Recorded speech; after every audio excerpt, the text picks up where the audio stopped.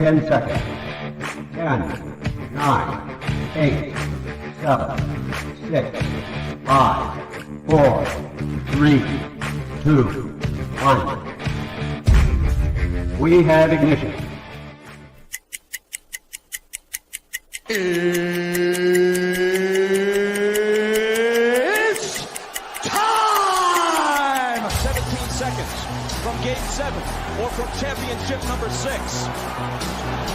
Jordan, open, Chicago with the lead! Mike got a piece of it, it comes off.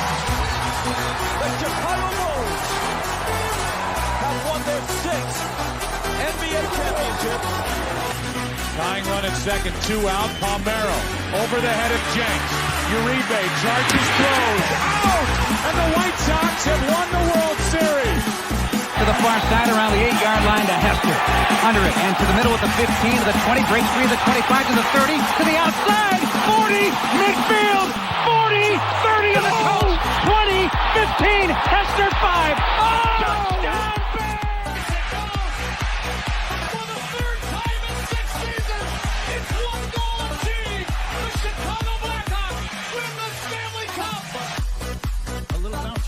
Toward Bryant. He will glove it to Rizzo. It's in time. And the Chicago Cubs win the World Series.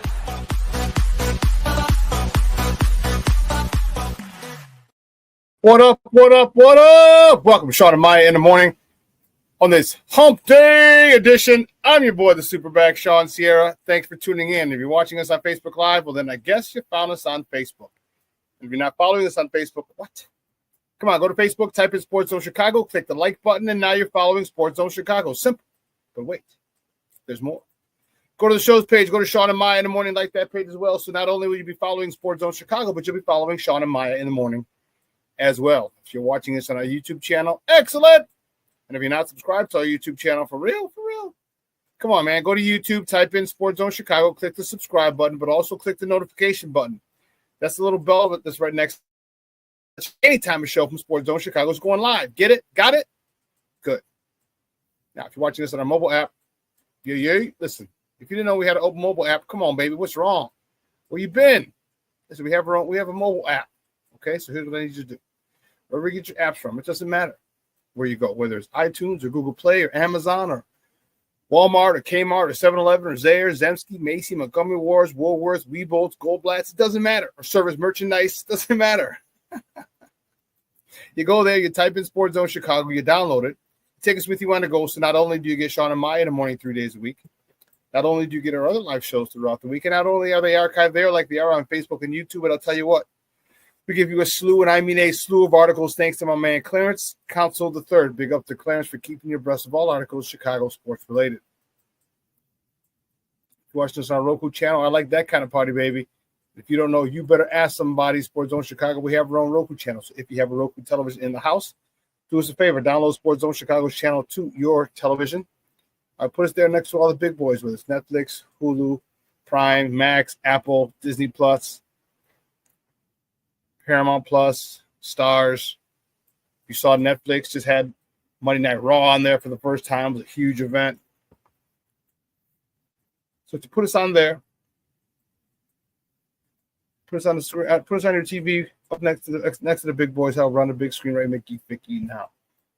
You can also tweet the show. Tweet us at Sports Zone Shy. That's CHI. It's Sports Zone Shy. Now, if you want to follow me, just me. Let me tell you. Want to know what I did? Let me tell you what I did. I made it nice and easy for you folks. Nice and easy. One handle: Facebook, Twitter, Instagram, Snapchat, and TikTok. All one handle at the Shaun Sierra. Guys. Listen, we got a phenomenal show, but I need you to get interactive. So whatever platform you're watching us on, whether it's Facebook, YouTube, or our mobile app, leave a question or comment on that platform. They'll come up here in the thread. We'll put it up on the screen. We'll incorporate it into the show. And that, my peoples, is what makes this the best morning Chicago sports talk show around. And that's you. So bring them all, baby. Keep them coming, baby. Questions, comments, smart-ass remarks, because ain't nobody scared over here. And like The Rock said, baby, don't sing it. Just bring it. Let's check the chat. The chat is jumping like crazy this morning. That's what I'm talking about. My man kicking it off, Armando Emeterio Lara Jr. My man Junior's in the house. What's up, Papa? He says, good morning, all. Conita Squall said, what up, Sports Zoners? Lavette Lee's checking in. She said, happy hump day, y'all. Happy hump day, Mom. Thank you for tuning in. I appreciate it. Mr. Shaun is in the house. Shaun, he says, top of the morning, please no Porky Pig for head coach. You're a damn fool. You're a damn fool. Oh, don't worry. There's no Porky Pig. We didn't get permission to talk to him. So, although his contract does end next week and we can talk to him then. My man, Michelle Walls, what up? What's up on a hump day? And Burpee Mania hit you yesterday, SuperBack. Man, let me tell you something, Michelle. Those stupid ass burpees. 60 burpees. And that took up most of my time in that workout, a 20-minute AMRAP, as many rounds as possible. We had to do it in sets of 20. It wasn't even sets of 10. Sets of 20 was part of it. It was horrible. Horrible. There's a shirt that I'm gonna get. It says burpees. It has 1 star colored, 1 star. Would not recommend. I'm gonna get that and wear that to class. Next time we have the class we have burpees is gonna be hilarious. Black Diamond, check it in. This is top of the morning, gang. I truly believe McCaskey just cost us Johnson with his head coach GM alignments is not a factor. Comment. Yeah, that's come on, man. That's this dude is. How about you just shut the hell up and just be a fan? Just shut the hell up and be a fan. Short, who's Porky Pig? Oh, McCarthy. Because if you saw the thumbnail, it looks like Porky Pig. See here. Just fat face. Yeah, it's him. But anyway. See who else? Shaun Walls, yeah. Okay, more of the usual suspects. Oh, okay. Okay, happy birthday. Today is Jeremiah's birthday. My man Junior's grandson, Jeremiah. It's his birthday today. Happy birthday, Jeremiah. Happy birthday, mijo. Also want to send a big shout out to your other grandchild, Dito. Armandito.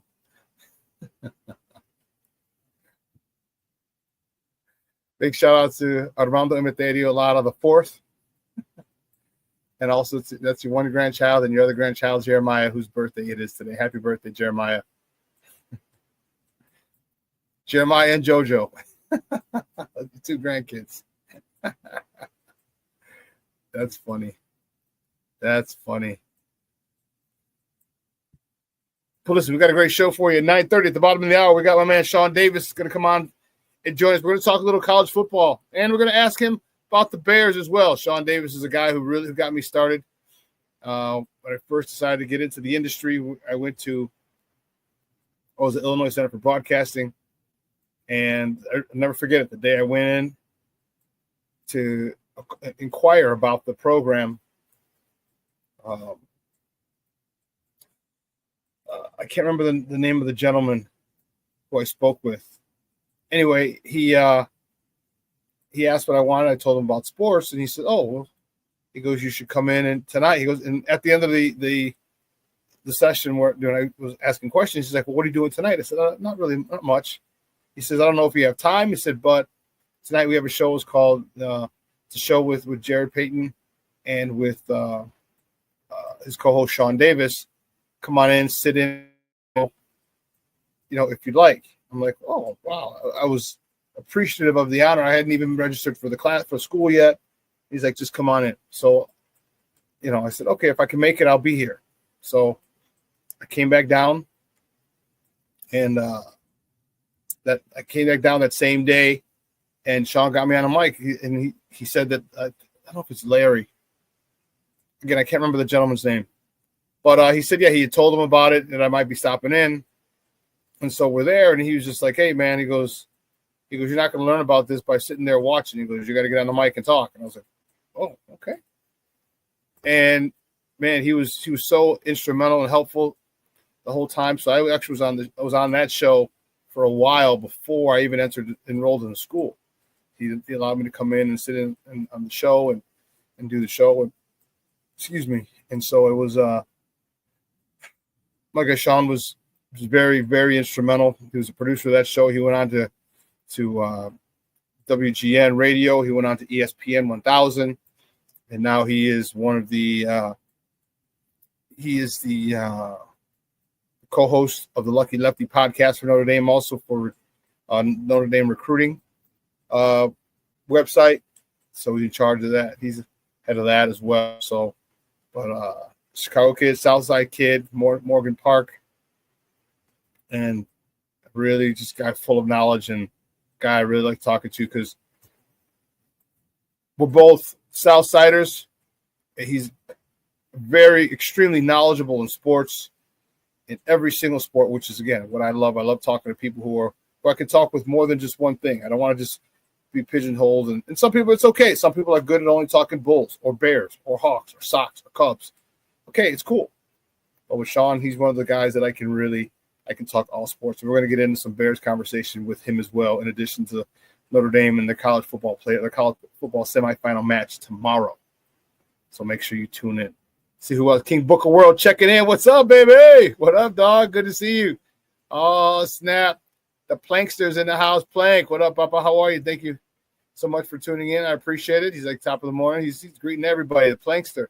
He's like, good morning, Shaun. Sports owners, bear down. Bear down, Plank. That's what I'm talking about, baby. That's what I'm talking about. Listen, I don't know a lot about a lot, but I do know there's more of the usual suspects will chime in as the show goes on. That, my peoples, I can promise you. We gotta get it started. Just to borrow a phrase from Fergie and the Black Eyed Peas. Let's get it started. So, guys, you know how we do. The first segment of every show is called Top of the Morning. It won't come just when you want it.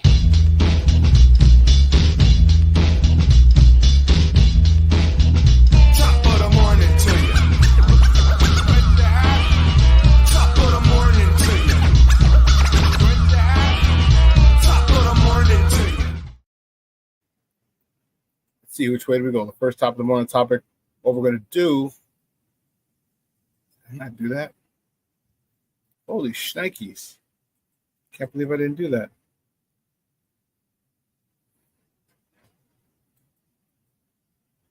Man. Well, you know what? We're going to do it on the fly. God bless it. I hate when that happens. I hate it. I feel like Caesar. My guy Caesar. Oh, goodness. First top of the morning topic, we're going to talk Bulls. The Bulls, baby, on Monday. The Bulls were at home. I'm sorry, they're on the no, they were at home. Sorry. Hosting the San Antonio Spurs. The Bulls whooped that ass. 114-110. I like it. I like it. Zach LaVine led the way, 35 points, 10 rebounds. Nikola Vucevic, Mr. Double-Double himself, 24 points, 11 boards. Kobe White, 23 points. He was 3 for 6 from beyond the arc. Patrick Williams, 12 points. Josh Giddey, 6 points, 7 rebounds. And let me tell you something. This game will be remembered. This game will be remembered for one thing. See, first of all, the Bulls need to be losing. Hate to tell you, but we need to be losing. We ought to keep our top 10 protected pick. We're not doing a good job by whooping people's asses. Not doing a good job of that, because if it's outside the top 10, then that pick goes automatically to San Antonio, who we played, in the DeMar DeRozan trade.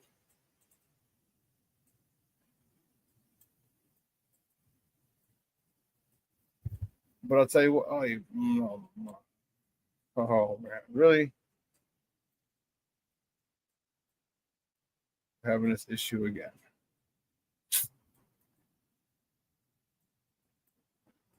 So this game will be remembered for one thing only. And if you recall,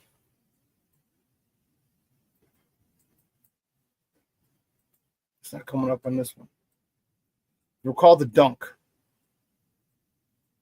You recall the dunk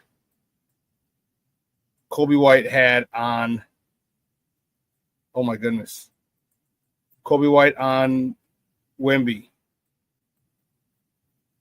That was crazy. Now, it's amazing because if you don't know who Wemby is, Wembanyama, he's a youngster out of France. He's 7'3", 7'4". Well, Wembanyama is like 7'3", 7'4", but growing up and playing in Europe, he has a lot of skills. So at 7'3", 7'4", all right, he's got the ability. He handles the ball very well. All right. He handles the ball. He can shoot a three. And it's crazy because at 7'3", 7'4", whatever he is, this guy can do it all. And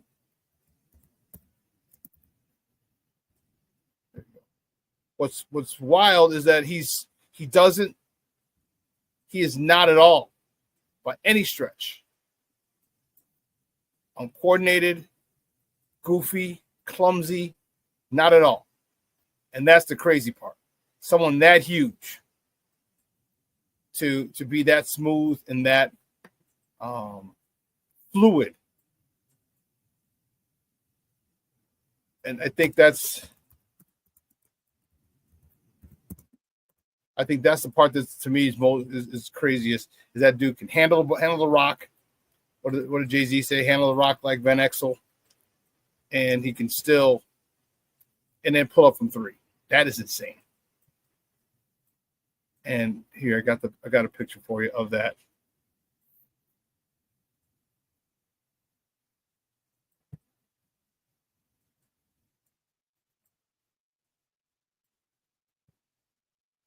There you go. This is from that day. He got up and he caught him. And that was the cool part. He caught him. And it's not easy. This dude, and he blocked Kobe's shot. Here's another angle, other side. He blocked Kobe's shot about 4 times that game. Got him. Yeah. So great shot by Kobe. It was awesome. It was awesome. But let's keep it moving. Staying with the Bulls, the next top of the morning, top of the Bulls travel down I-65, Indianapolis to play the Pacers tonight. Tip-off is at 6 p.m. Central Time. You can catch that game on Chicago Sports Network or listen to it on their flagship station, 670 a.m. Keeping it moving, the next top of the morning topic, the Blackhawks host the Colorado Avalanche tonight at the United Center. Puck drop is at 6:30 p.m. You can catch that game on TNT. And I think it's on Mac, but just catch it on TNT. Everybody has TNT.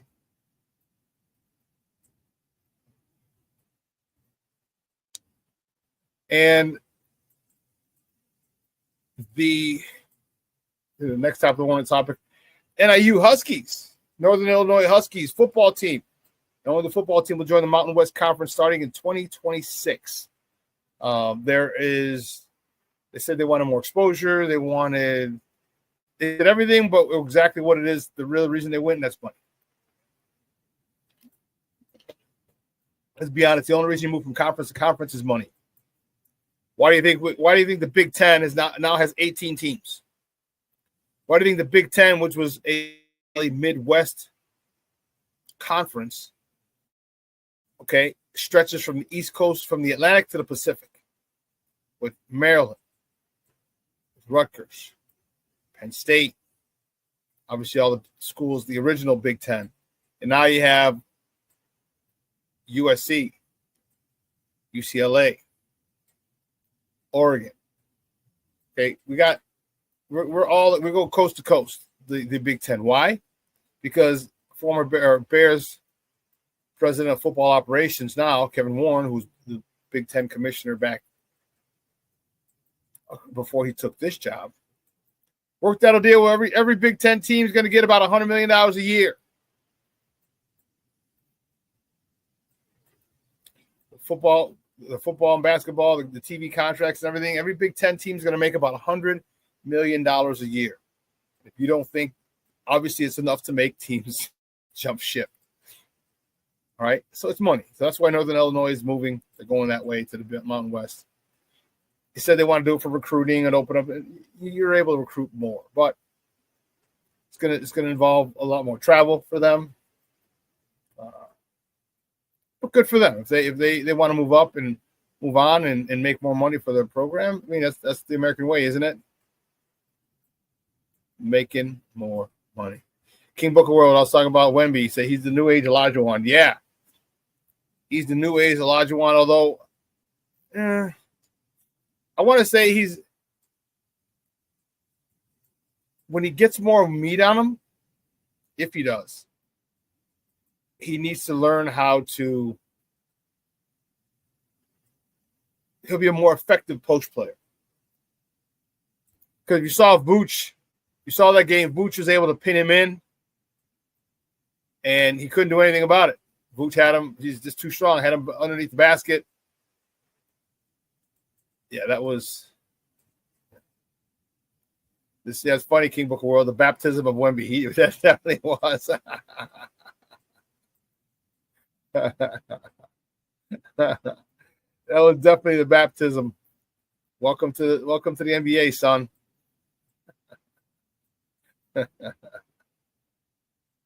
Oh man. Oh, you guys are getting it in on the James Ford checking in. What's up, Papa? I appreciate it. Thanks for stopping in with us today. I love it. Appreciate it. But here we go. Let's keep it moving.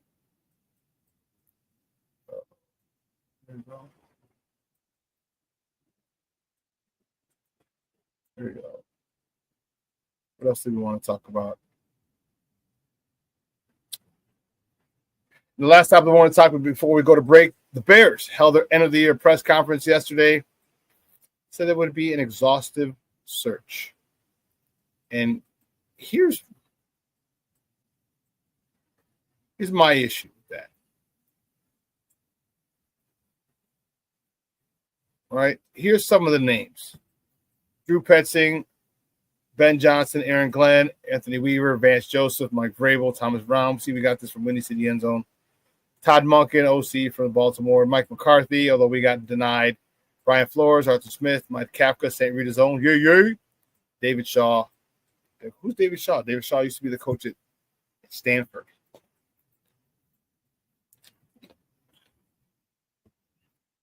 Not to mention Pete Carroll, Mike Vrabel. Mike Vrabel's in there already. So my thing is this.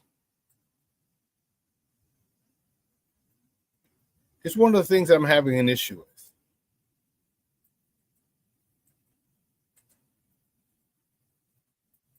Now, so the Bears have a list of at least 13 candidates. My thing is this. What do you need? Okay, in the press conference yesterday, you told people that the question was asked if there was a coach, the type that they needed, more discipline, who would bring more discipline. And that was a common thing. That was a common thing amongst players throughout the season. Too many players talking on their own platforms, just talking about things that are going on, not keeping business in-house. I think most of us growing up, we all knew our parents always said, whatever happens in our house stays in our house. Don't put our business out in the street. Okay? And there was too much talking, too much of Bears business being put out in the street.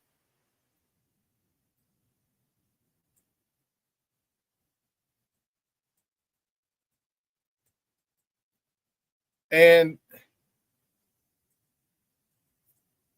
my thing is this. I understand you want to on turn, I think you said was one of the phrases you use as well.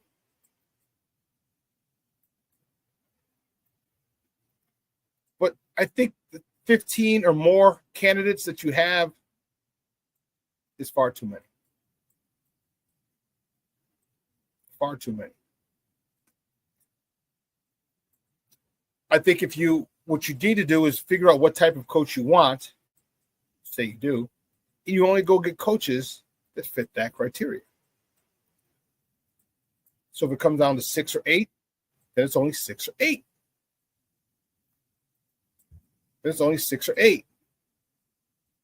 But to have more than 15 people,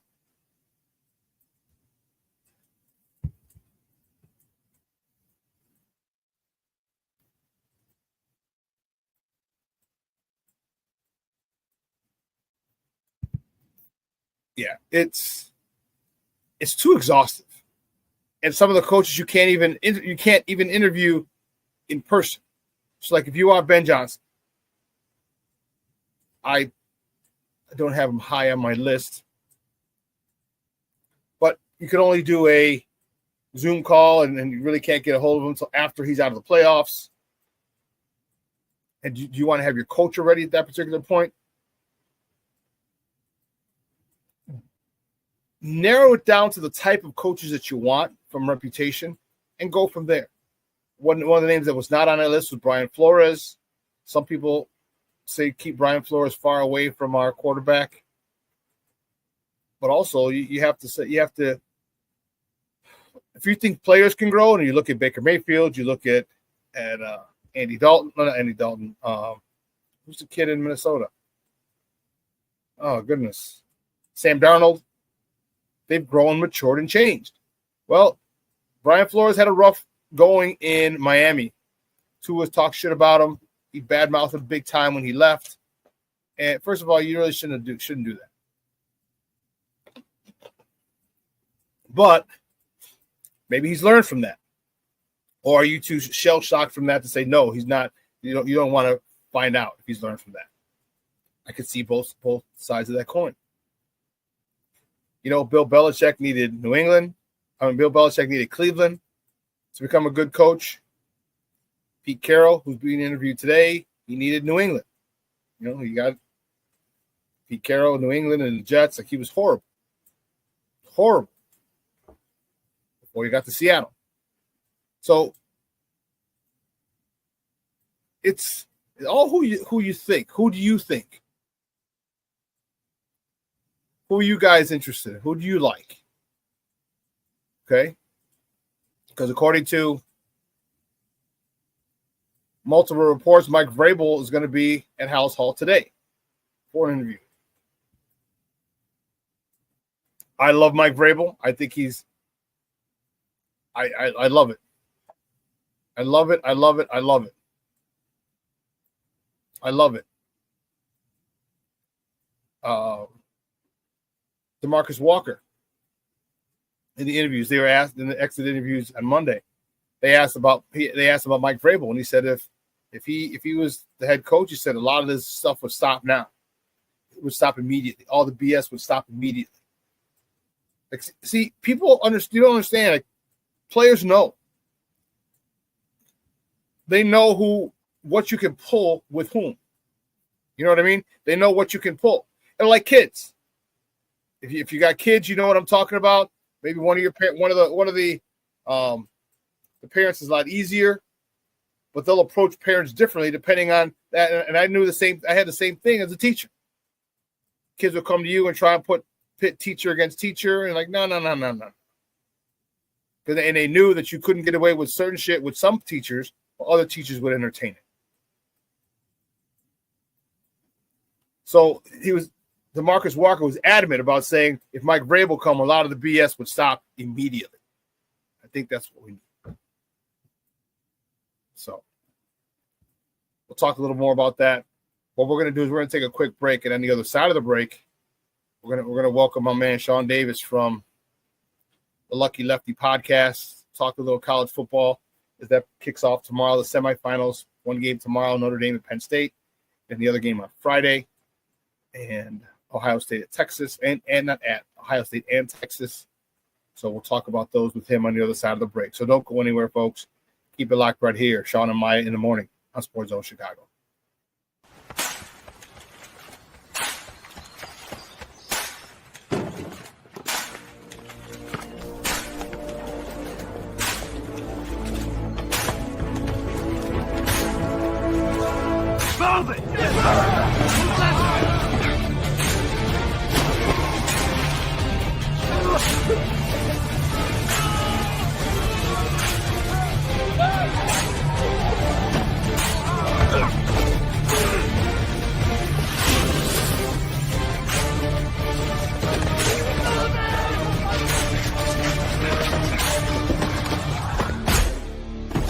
Many will hear the calling. Few will earn the title. United States Marine. The few, the proud, the Marines. Hey, it's your boy, the SuperBack, Shaun Sierra, and be sure to follow Sports Zone Chicago on all social media platforms, on Facebook, Instagram, and our Roku channel. You can find us at Sports Zone Chicago, and on Twitter, we are at Sports Zone Shy. Also, be sure to download our mobile app so you can take Sports Zone Chicago with you on the go.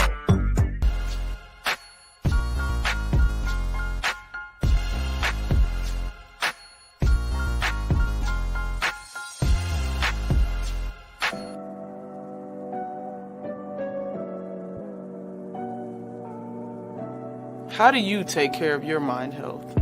For my mental health, I meditate in the mornings. I have my dogs. They're the best. I just find ways that help me just relax. Finding things that make me happy, like being close to my family. I meditate a lot and read books. I have hobbies outside of the game. I'm able to switch off. I'm able to turn my brain off from the game of basketball. Your mind health matters. Your mind health matters. We are looking for a few heroes, mentors, trailblazers, innovators, a passion to change lives, spark curiosity, open hearts, and awaken minds, help students answer the question, who am I? This could be your calling, but this is no job. It's the journey of a lifetime. Be a hero. Be a teacher. Mental health and learning disorders don't discriminate. 17 million children and adolescents in the United States live with disorders like anxiety, depression, ADHD, and dyslexia. Less than half get the help they need to thrive. Help the Child Mind Institute change these children's lives. Visit childmind.org.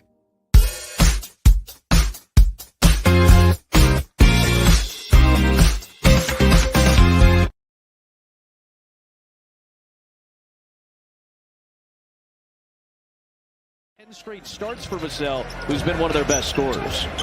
And he's a very good two-way player. Yep. Here's Williams, former teammate of Vassell at Florida State. He hits a three. Slaps it back for Giddey. On the attack, into Sohan, banked it up. No, Vucevic slams it in. Vucevic Maine with the follow-up. Got his own fan club here, I saw when we were walking into the building. Green hair. Nice drive, and even I'm not sure if Wembanyama even got a piece. Less than a minute to go. It's White against Wembanyama. The drive, the score! Sliding. Kobe White. Here's Levine against Paul. The drive, the kick. Kobe White drives it. Oh, the bucket! Kobe White! Get up or get out the way. Welcome back to Shaun and Maya in the morning at Sports Zone Chicago. Those clips courtesy of Chicago Sports Network. Those were the bullies from Monday night, San Antonio Spurs, and you saw Wemby get baptized. He got blessed. He got dunked on, got hawked on, got posterized. And it was funny. If you saw the game and you watched the game, Stacey King was in rare form, vintage form. He was like, "Oh Lord, I need my poster machine. We need a poster machine. Where's my poster machine?" Because he used to have a poster machine where whenever anyone got dunked, they pause it. Then he'd sign the name of the player who was doing the dunking. He was complaining about, "I need my poster machine. Where's my poster machine?" Because that was a monumental moment. First of all, I didn't realize Kobe. I keep forgetting Kobe's 6'6". He looks like he's like 6'3". I don't know why. Maybe it's just me, but I don't see him as tall as like Mike. Like he's 6'6", and he dunked on Wemby, like I said, who had blocked his shot about 3 or 4 times that game. Man, that was awesome to watch. Great stuff. Great stuff. But listen, my first guest today, I'm excited to have him. It's good, great man. Looking forward to talking to him. And he's been on here plenty of times. He's been rocking with us for years. He is a co-host of the Lucky Lefty podcast. All right, dealing with obviously Notre Dame football. He's also a recruiting analyst for IrishBreakdown.com. You can find him on Twitter at SD2Mikes. It's MICS. At SD2Mikes, guys, is welcome back to Shaun and Maya, Shaun Davis. Shaun, what's up, Papa? How are you? Good morning. SuperBack. Happy New Year to you, my brother. How's everything going? Man, Happy New Year to you as well. Things are going good. Just put Mom in the car. She got a little lift. She's going to CrossFit. Got to pick her up after the show. She got to get it in. Yes, sir. Yes, sir. Blessings to everybody this Happy New Year, man. I hope everybody's having a great start to their new year. Exciting times in NFL playoffs, semifinals of CFP, which has been a great initial college football playoff, in my opinion. Everything that the committee could have wanted. I think they've gotten the drama. You've had blowouts, but all in all, I think things are looking up. I do too. And you have some emergence of a new star. We're talking Jeremiah Smith. That dude looks like a monster. Only bad part, and it's not even that bad for him. Only bad part is you got to wait 2 years to go to the NFL. He's like, fine, I'll just get my $7, $8, $10 million of NIL money and I'm straight. It's crazy, right? Because you start thinking about the teams that might start clearing the decks next season to make sure they're in line to tank for a wide receiver. But he is that good. The kid is absolutely, and I have no clue. It's amazing to me that teams can really think that they can line up someone man-to-man, single high safety, and play that young man that way. It still baffles me. I don't know what Oregon was doing. I don't know what Tennessee was doing. Every snap, you need to have at least a safety over the top of that young man. I don't care where he is. Well, you know as well as I do, a lot of times defensive coordinators have a lot of bravado, a lot of ego, a lot of arrogance. And they're thinking, well, I don't need a double kid. I got my players. I've coached them well. They can stop him. And he's one of them jokers, man. He looks like a more fluid, like Megatron. Just because he's solid. He's 6'3". That's 6'3", 185. This joker's 6'3", 220. So his balance is really is phenomenal. I'm watching him. He goes up for the ball. He always seems on balance. He never seems out of control. And he high points the ball. I mean, he hand catches ball.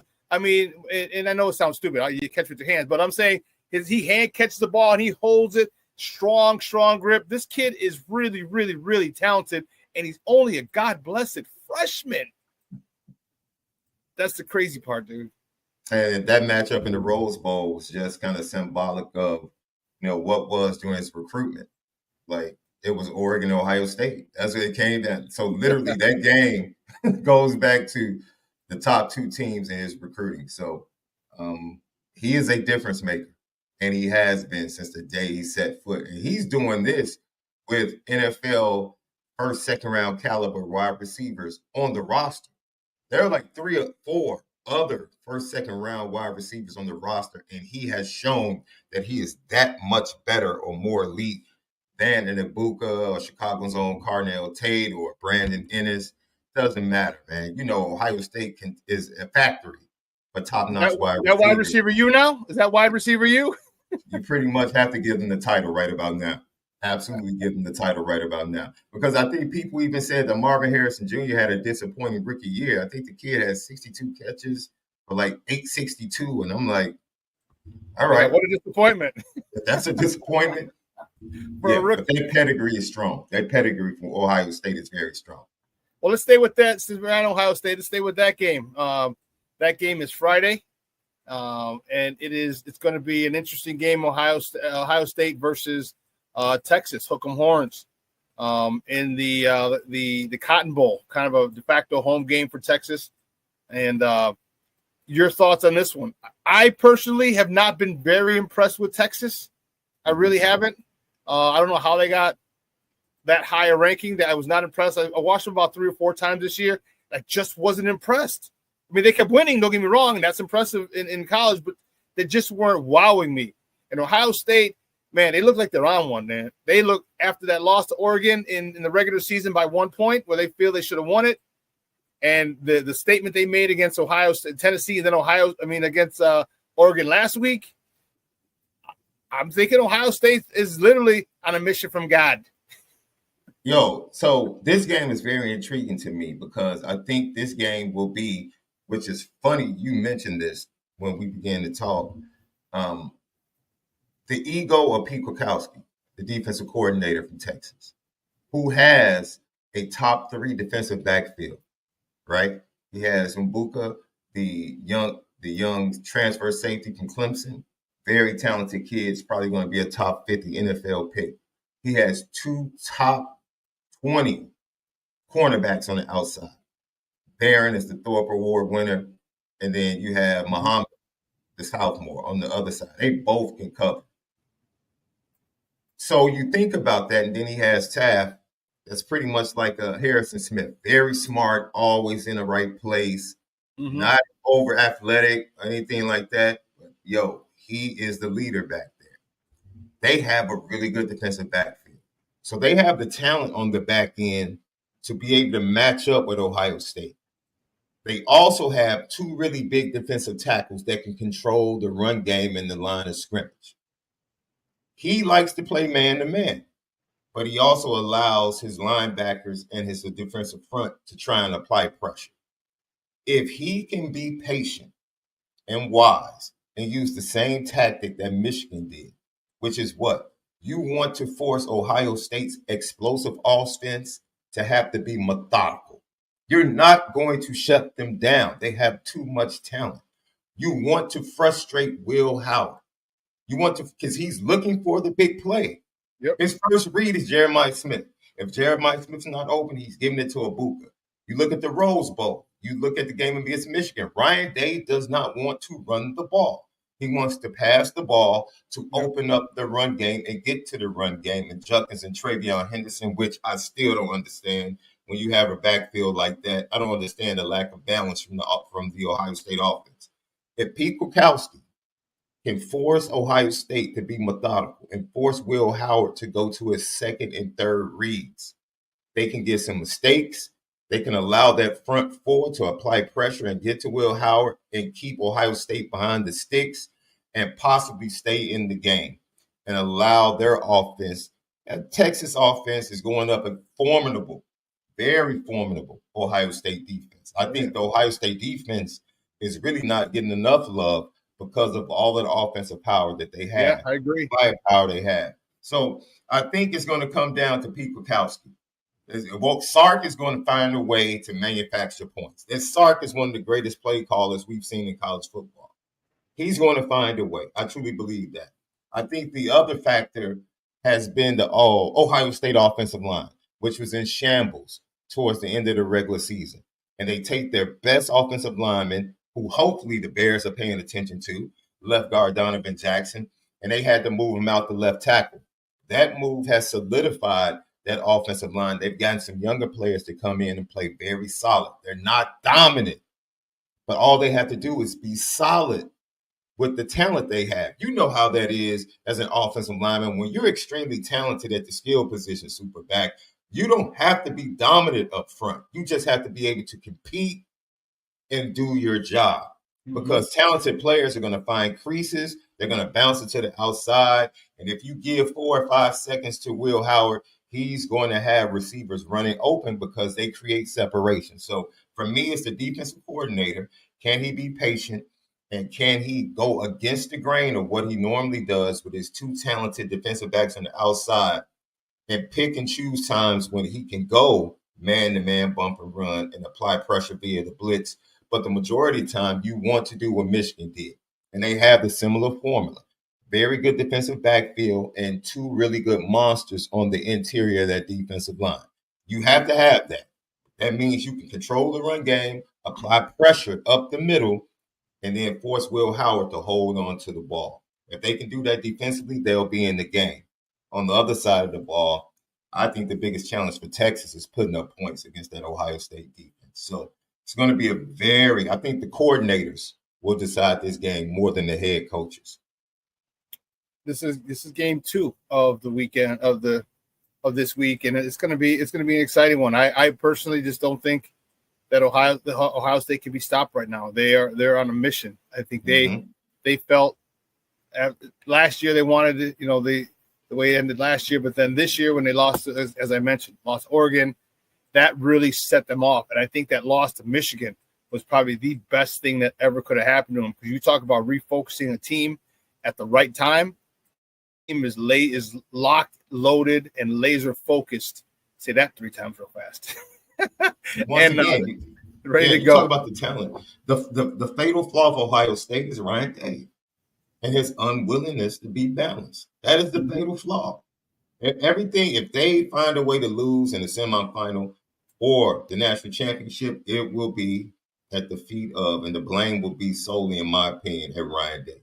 There will be some flaw in what they were not able to execute because of his unwillingness to want to run the ball in big situations. That's why I think Pete Kukowski, if he can do and use the same style, SuperBack, you've been in games, I'm sure, where you're in the 3rd quarter or you're in the 4th quarter and you're like, why are we still in a dogfight with this team? We are considerably better than this team. That team has figured out a way to force you to play their style. That's the only way they can stay in the game, right? And that's the beauty. That's the beauty of styles make fights, even in football. It's like we can sit here and look on paper and say, yeah, Ohio State's going to blow Texas out. Texas, their defense. I know they had a tough game, but you go look at their defense up until 7 minutes left in the 4th quarter. They stopped Arizona State inside the 10-yard line on downs twice. Like that Texas defense has been really good all year long. And they just put 2 monsters into the NFL at defensive tackle. Yeah. And they just replaced them immediately with 2 more monsters. So respect needs to be given to the talent. There's an extremely talented team on the other sideline, Ohio State, and the game is in Dallas. It's really a road game for Ohio State.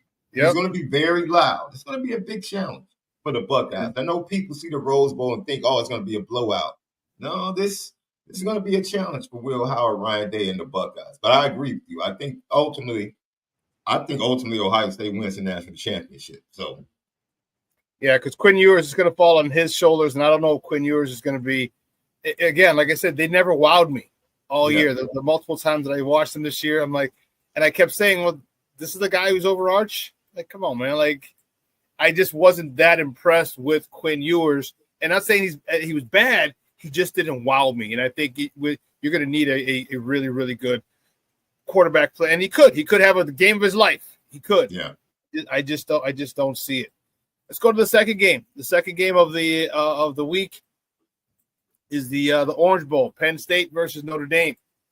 Penn State's another team that just didn't wow me. Their quarterback is like, okay, he's all right, but how you keep winning? How the hell you keep winning with a quarterback like this? And Notre Dame, dude, we know one thing: they're gonna run the God-blessed ball. Ain't no secret. Hey, they might even have sent an email and say, hey, listen, we're going to run the ball. Just so you know, I don't know if you know about us. We're about to run the ball. Stop it if you can. It is really one of the best matchups I could have imagined, right? Because they're very close as far as I can see this game going either way. right? And I cover Notre Dame. And most people might think I have a Notre Dame bias, but just objectively looking at this game, there are multiple pathways that I can see both teams winning this game. It's going to come down to turnovers. I really believe it's going to come down to turnovers. Who can create the turnovers? Penn State was able to create the turnovers. They were able to slow down Ashton Genty in their matchup against Boise State. Boise State early had opportunities. They were able to open up some holes in the run game, which gives Notre Dame a lot of optimism about their ability. And they have multiple running backs. Of course, Jeremiah Love injured late in that Georgia game. We don't know his status. Seems like he's going to play, but he might not be at 100%. He wasn't at 100% anyway, being injured in that USC game. He was at about 95% against Indiana. So Jadarian Price and Aeneas Williams. And this is the benefit of Notre Dame, what they've done. They've rotated 3 running backs all year. Yep. Jeremiah Love has not gotten over, I think he's averaged 12 to 15 touches a game, and 3 to 5 of those touches have been via the air. So he really hasn't run the ball a lot, and if he had run the ball a lot, he probably would have numbers similar to Ashton Genty if he was getting the same amount of carries. So as you saw, Jadarian Price had a couple of outside runs against Georgia that he popped. Mm-hmm. Yeah. And so this is where, look, man, the best player on the field is 44 for Penn State. I mean, I just have to be honest. That kid is, I've never seen anybody that size move like that at the tight end position, right? You think about Travis Kelce, and it's like, he's bigger. You're talking about this kid is 260, 270. He's athletic. He can jump. He can run. Very good route tree. He's just not a straight line runner. It's going to be a problem. So Al Golden has had an answer, and this is what he does. So the reason I love Al Golden, everybody talks about he has the defensive backs, his linebackers are fast, so he can play man-to-man, and he has a first-round safety, All-American safety, the Nagurski Award winner, Xavier Watts, all of that. All of that is true. I love him because schematically, week after week, he refuses to allow the offensive coordinator that he's facing do what he wants to do. That means if you love to pass the ball, he's going to force you to run. Schematically and formationally, he's going to force you to run. And that is my interest in how he matches up with Andy Kolenecki in this game, the offensive coordinator for Penn State. What is he going to take away? Because you have the 2 running backs for Penn State in that run game, and then you have Tyler Warren. In my opinion, I think he knows Tyler Warren is so good, and they go to him so much and use him in different ways. He'll run jet sweep. Then he'll take the direct snap. Then they'll spread him out wide to the field. Then they'll put him in the slot. Then he'll be in line. They just find ways to get him the ball. So you're not about to stop how he gets the ball. You're not about to stop that. Shut the run game down and put the game in the hands of Drew Allen.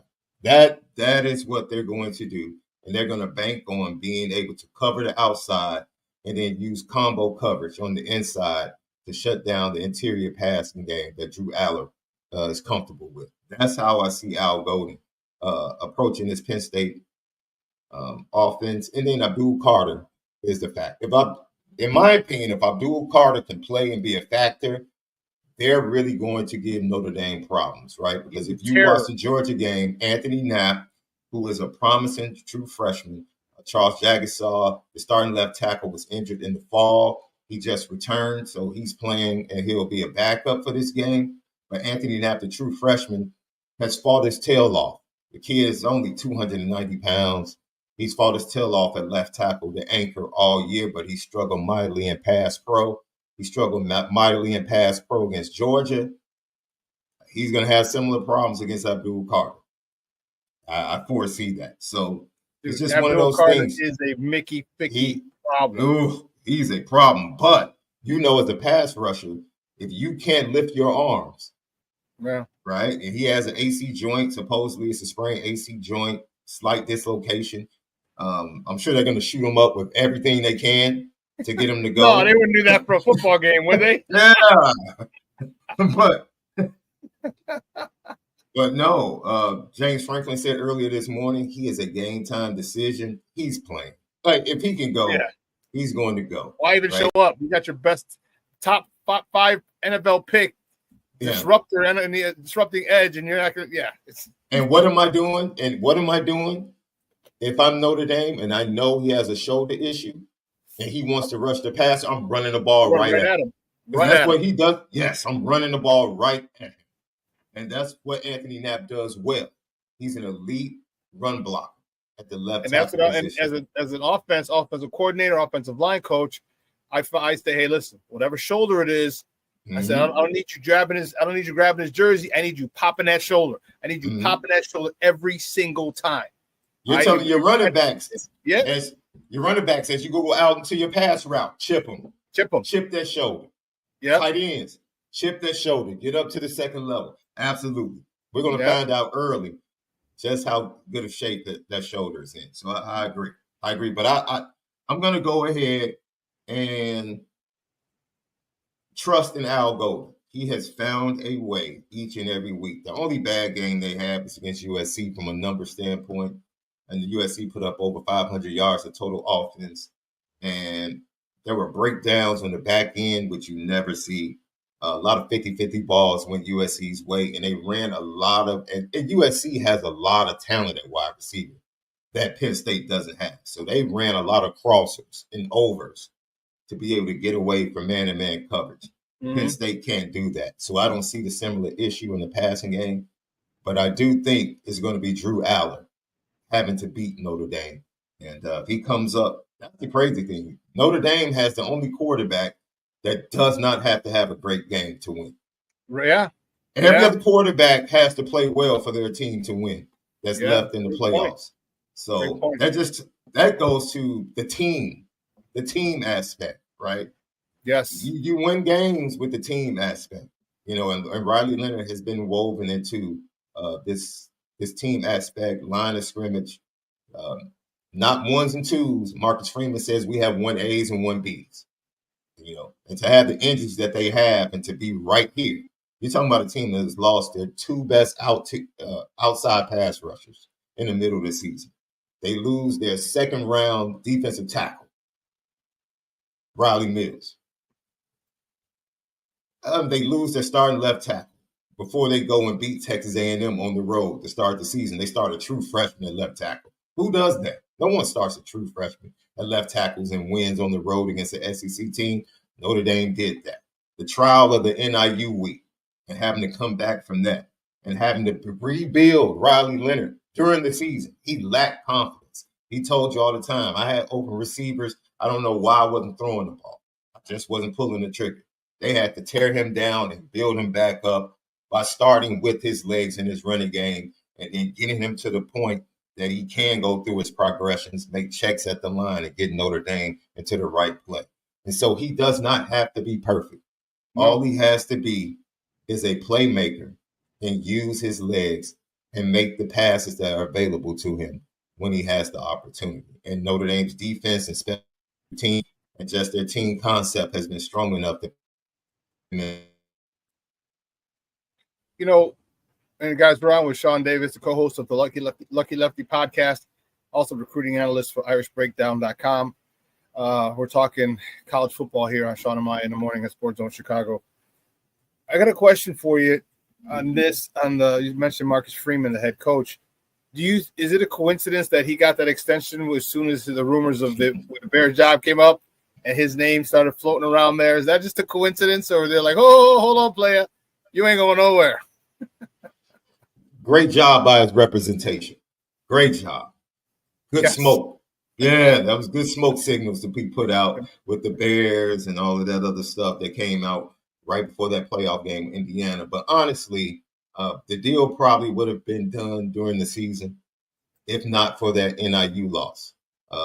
According to a lot of reports, the conversations were taking place during the NIU week after the big win on the road against Texas A&M. Those conversations began. And I think after the NIU loss, some people wanted to hit the brakes on that, not because they didn't want to do the deal. The optics. Optically, it just wouldn't have made sense, right? We signed you and you lost in Northern Illinois? Yeah. Exactly. So they wait until the end of the season. Things went well. They made the playoffs, and it only made sense because you had to sit there and say to yourself, more than likely we're going to beat Indiana, and you're going to have a good shot of beating Georgia in the second round. You had to feel that way. If we wait until after the run, whether it ends after Georgia or goes on to a national championship, we do not want to pay that price. We do not want to pay that price. Let's pay the price now. Today's price ain't going to be tomorrow's price. No, absolutely not. And so I think they made a wise business decision, but those talks were already in the works. Good. And he's a guy that I don't know why, when they first hired him, there was something about him I really liked him. Is that obviously he's all about the wins, but he's not, I shouldn't say that. He's not just all about the wins. He is about the wins. You got to be at Notre Dame. Yeah. But there's something about him, like he resonates with me in a way, like I feel like he actually gives a damn about you as a player, as a young man. And to me, that's so enticing to me when I see coaches like that. 'Cause a lot of coaches, it's a business. That's it. Can you help me? Great. If not, next up. It seems like he really takes interest in the young players and builds them up as men, not just football players, as men. And I think that's why he gets the best out of them as football players, because he believes in them as young men. And I've always liked Marcus Freeman, and I was hoping he would have a lot more success than Ty Willingham, another black head coach, and he has. And I'm really looking forward to it. It's just unfortunate it seems like he's on a collision course with Ohio State, who looks like they're literally on one this year. So. You know the crazy thing? They're on a collision course with Ohio State, but once again, if they play Ohio State, styles make fights. Right? I wouldn't be surprised. The Notre Dame style, the last two times they faced Ohio State with a top-notch wide receiver that can't be guarded. They faced Marvin Harrison Jr. twice. So facing Jeremiah Smith for them, for a game plan standpoint, won't be an issue, because they had two really good defensive backs in Benjamin Morrison. I forgot the injury to Benjamin Morrison, who's a first-round pick. He hasn't been there for about 5-6 weeks. They just insert a true freshman, Leonard Moore, who's quickly become one of the best defensive backs in the nation.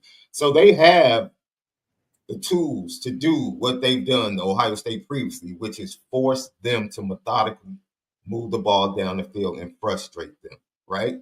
And they had Ohio State on the ropes 2 years ago at Ohio State, and Ohio State just offensively took over in the fourth quarter. They had at 4th and 18 and allowed them to convert. They had the game. So Ohio, this is the same thing. We said the same thing about Georgia. The last two times Notre Dame played Georgia, they had the ball at the end of the fourth quarter with a chance to win the game, and the offense couldn't get the job done. Well, they didn't let it get to that this time.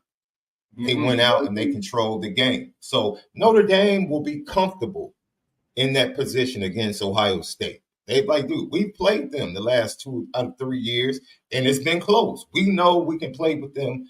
So they won't have that Ohio State won't have that factor of, Notre Dame being awed by them in that matchup. And I don't think they will have – it's going to be a good national championship game, because Penn State won't be in awe of Ohio State either, because they just played them close earlier this year. So the national championship game is probably going to be a classic. It really is. I think Ohio State wins, but it's going to be a classic game, because it's going to be two teams that really respect each other, and it's going to be hard-hitting, and it's going to come down to turnovers. And, Ryan Day, if he can get out of his own way.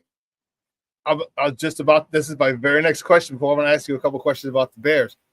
If it's Notre Dame or Penn State, well, obviously going to be one of those against Ohio State, and Ohio State loses, how crazy do the talks get in Columbus about letting Ryan Day go? Like, you can't get the big one. You got there with Justin Fields. And granted, it was an Alabama team that you lost. Okay, good. We understand that. But a Penn State or a Notre Dame team that you should beat, and they don't. What do you think? What do you think? How crazy or how hot would his seat be in Columbus if Ryan Day gets to the national championship game and loses? He's already lost the fan base, the majority of the fan base, in my opinion. So now it's about redemption. National championship will do that for him. He'll start to regain some of the confidence from the fan base.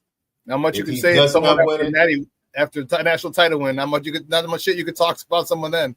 Yeah, yeah. Because there's no other place for him to go, right? He scapegoated coordinators. He scapegoated assistant coaches.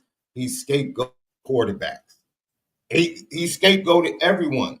And now this is you. You scapegoated NIL last year. We go out and spend 20 mil on NIL. We retain players via the NIL that should have been first or second round picks, second round draft picks in the NFL last year. What else do you have left?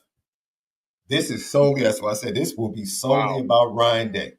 There are no more scapegoats, no more excuses. And the only thing that I think will suffice as far as kind of easing the tension in Columbus will be a national championship. And falling short of that, it's going to be a tough off season. Do I think he has saved his job? Yes. I think the 2 wins in the playoffs have kind of cooled things as far as the administration. An athletic director, a new athletic director, which I already thought, Gene Smith stepped away. He retired, long-time athletic director. I always thought that the new athletic director would be looking long and hard because most athletic directors want their own coach. Mm-hmm. They don't want to inherit another coach. And so you have a situation in Ohio State, and that was something that Marcus Freeman, a lot of people thought Marcus Freeman would have to worry about with Jack Swarbrick retiring Pete Bavacqua coming on as the new athletic director. They thought, man, maybe Pete Bavacqua would want his own guy. But Pete Bavacqua stood strong, developed a relationship with Marcus Freeman, even while Jack Swarbrick was transitioning out. And those are just 2 different situations where you have athletic directors holding fast to the coach that was in there. And I think Ryan Day is okay as far as his job. I don't think his hot seat for the job is as hot as people think. But I do think the hot seat for the fan base and their trust is still piping hot. Well, I'm going to switch gears before we let you go, man, because, me and you can sit talk all sports. All day. All sports, all day, man. Team on the lakefront, my beloved Bears. Mm-hmm. They just finished the season. A huge win. I got a little ignorant on social media. I was like, F Green Bay. Because we're getting beat down so much. I have so many Green Bay fan friends. And I just had to go in. But it was give me your thoughts on the season. Was it something you expected? Did they underperform? Did they overperform? Were they at where you thought? And then give me your thoughts on Caleb, the 800-pound gorilla in the room. How did Caleb do in your eyes? I didn't see it going this bad. I didn't have that same expectations that other people had about this team, talking Super Bowl and playoffs. I watched Caleb Williams. I watched Caleb Williams for 2 years against Notre Dame, and I watched him extensively as a college football fan. And I knew the issues that he had. I think the mistake, and this is SuperBack, this is my issue with Bears fans, right? Because Bears fans, the one thing, stop comparing people, right? Because every team, every organization is a different situation. And Bears fans trying to prop up what Caleb Williams was doing took so many shots at Jaden Daniels. And they're like, Jaden Daniels isn't doing this, and Caleb is being asked to do this and do that. And I'm like, how are you mad at the at the Commanders developing a quarterback the way it's supposed to be done? What? You're supposed to give him a running game. You're supposed to give him an offensive lineman. You're supposed to give him easy reads and allow him to develop as the season goes on. Right? There's something wrong with the Commanders doing the right thing just because your organization is doing everything that goes against proper development for a quarterback, right? Of course he has flaws. You knew the flaws if you watched the tape in college. If your scouts had done their job of evaluation properly, you would not have expected him to be a plug-and-play quarterback. We just plug him in and we're just ready to go. And we can. But how much of that was the media, though? Because the media, everybody plays a part as the Messiah. Like, this is the quarterback prospect to ever quarterback a game. I'm like, come on, man. Absolutely. But that is, once again, this goes back to, forget Caleb, the evaluation of the trenches have been suspect by this front office. They just have. At best. They just have. Like, you draft a guy to play 3 technique that has never played 3 technique in college, right? And you can tell me all of the stats from PFF about Darnell Wright. He's not Jalen Carter. He's just not. He's not sacking a quarterback. Yeah, I agree. No. I agree. No, he's not. And that's not to say Darnell Wright won't be a good draft pick down the line. He's not. You had an opportunity to get a game changer to rush the quarterback. He's a Hall of Famer. If he stays healthy, he's a Hall of Famer. He's a Hall of Famer. So those mistakes just can't be overlooked. I won't nitpick about the second round picks that you gave up. All right, that's fine. But if you hit on the other picks, it's not a problem. The Rome Odunze, okay. Could they have gone offensive line, traded down, took an offensive lineman, and maybe picked up another pick? They could have. Could they have traded up to get Joe Alt? Maybe they could have. But Joe Alt is playing right tackle right now. A lot of people felt like he was going to be a right tackle. You already had Darnell Wright. I thought the Bears are very interested. I watched them take over Joe Alt's workout at the Notre Dame Pro Day. The Notre Dame offensive line coach just took his workout over. And I'm like, okay, the Bears might be really interested here. So I just think the value of the offensive line and defensive line right now with this front office is just not. And I think even the answer that he gave yesterday was insufficient. You know, Herb Howard did a great job finally bringing up the offensive line and evaluation and drafting and development. And Ryan Poles skirted around it. He just skirted around it instead of just saying, yeah, we didn't get the job done. We didn't get the job done. So it's so much simpler to say that, and we all know it, but own it and move on and say, we'll have a lot more grace with you, but don't look me in the eye, piss on my shoes, and tell me it's raining. Yeah. You know what I mean? Like we ain't stupid. Yeah. We're not Green Bay fans. I'm kidding. So how do you think Caleb did? Because I agree with you with the evaluation. But my thing was this with polls: stop trying to be the smartest guy in a God blessed room. Stop with your project. Stop with the Kieran Amagage. All right, he played at Yale. It's a 1AA school, FCS school, and then he's hurt. So not only do you draft a guy who played in inferior competition, but he's hurt. Yeah, and then the Nate Davis move, and it's just so many bad moves. How do you not understand that the way you're an offensive lineman, you're a former offensive lineman who played for this franchise or got to try with this franchise? How do you not understand that? That boggles me. And to me, it's not the misses. I get the Chase Claypool thing. I get it. Cool, no problem. The Nate Davis thing, I get it. You take shots. They don't always work out. But your inability to build a line, to build your football team from the line out, from the football out, is what bothers me. That's why I think he needs to be gone. It's not the bad signings. All GMs have bad signings. But your philosophy and how you want to build this team is, and this took me back to the whole Civil War. I'm like, this is why. I'm like, look at the Cowboys. Look what the Cowboys got with the Herschel Walker trade. Imagine we would have got if we had traded Caleb. We'd have had definitely another number one this year in 24, this past year. Definitely another number one in 25, maybe 26, but 24, 25 for sure. Probably would have another second round in 24, another second round in 25. I mean, you know how many good offensive and defensive linemen you could have got with 2 first round or 3 first rounders this past season, 2 second rounders, 2 first rounders next year, 2 second rounders next year. That's how you build a team. That's how you build a team. I was all for it. The people are like, yo, you don't pass on this type of generational quarterback. I'm like, look, if someone wants to give you some more first round picks and you can still end up with Jaden Daniels, take it. Take it, because there was no one in that draft that was that type of player that was going to come in like Patrick Mahomes. And people forget Patrick Mahomes sat for a year. Patrick Mahomes wasn't Patrick Mahomes before he was Patrick Mahomes. No, so why would you put those expectations on this young man when you know he's not a finished product? He's not a finished product. And then you bring him into just one of the worst situations with a lame duck head coach. He's probably going to go into his second year with a possible lame duck general manager.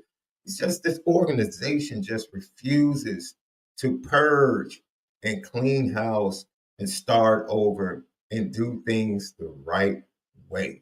They refuse to make the necessary moves. But for me, Caleb was exactly who I thought he was going to be. Right? And for all of the great things that he did, the comebacks, the improvement, I thought he improved as the season went on. I did Certain too. things about his personality that I'm like, okay, I don't like that. I don't like that. He's learning. He'll get better. That's fine. The one thing I will say that flat out, you cannot be in the bottom half of the NFL and missing wide open receivers as a quarterback. That for me is a red flag. Like, you're missing wide open. And we saw it. The opportunities they had on big plays, especially during the first half. He's overthrowing guys, missing guys. And it's hopping them. Like, come on. Yes. Starting off slow starts. And then once you get down, now you want to heat up. Like, that's inconsistency, right? But that's the same inconsistency that we saw in college, especially when he stepped up against better competition and better defenses. You saw that come to the forefront. So I still think if they get things right, because I'm very interested, because Kevin Warren didn't make, if I'm Ryan Poles, I'm not comfortable. I know I'm leading the search for the head coach, but Kevin Warren is like, yo, if a head coach candidate wants a general manager, like, that's something that we'll deal with that during the interview. Okay. All right. So, yeah, Ryan Poles might not be as safe as people think, and that is something that hopefully a head coaching candidate has the balls to say, you guys aren't doing this the right way. This isn't the best thing for Caleb Williams in this organization, and everything needs to be in alignment. And until everything gets in alignment, you're always going to have a pull to the left or the right. And that's the problem. I don't think the Bears want to hear that. No, they don't. Because my question is, why didn't you had the opportunity to bring in Bill Belichick? I mean, I don't know. A lot of people want to bring up, well, he never won without Tom Brady. Okay, well, great. Well, guess what? He still won. You can sit there and say who he won without. Okay, well, Andy Reid never won without Patrick Mahomes. Okay, so, you know what I mean? So the fact of the matter is, it doesn't stop him from being a good coach. And is the thing that I'm saying is, like, bring in somebody who's won, even if it's just to pick his brain, even if it's just to rip your organization to shreds. Because if you're a business owner, which they are, you want to know everything that's freaking wrong with your company to make you better. Everything. Don't tell me the good shit. We know the good shit. We know it because everyone praises us on it. We praise ourselves on it. What the hell do we need to work on? And they're afraid to hear the hard, honest truth. And someone like Bill Belichick, man, when he eviscerated, when he was on the Pat McAfee show, he eviscerated him. He eviscerated Ryan Poles. And man, and they don't want to do that, which is why I'm afraid. So last question before we let you go, man, I appreciate your time. Who's your top two candidates for the job? Because give me a Mike Vrabel. Give me a Mike Vrabel. I want somebody. I don't want. It goes back to our White Sox.